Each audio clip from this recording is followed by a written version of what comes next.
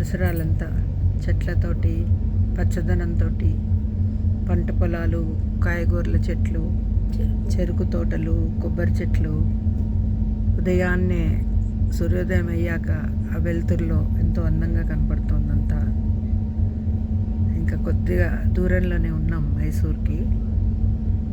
ఈ కర్ణాటకలో మైసూర్ ప్రాంతం అంతా కూడా, కర్ణాటక మొత్తం కూడా పచ్చదనంతో ఉంటుంది. కావేరీ పరివాహక ప్రాంతం కాబట్టి చాలా నచ్చుతుందండి నాకు. ఎప్పుడు వచ్చినా కూడా ఈ పరిసరాలు చూస్తూ బాగుంది అనుకుంటా. ఇప్పుడు గ్రీన్గా అందంగా ఉన్నాయి అనిపిస్తుంది. చూడండి మీరు కూడా. ఇదిగోండి కావేరీ నది పాయ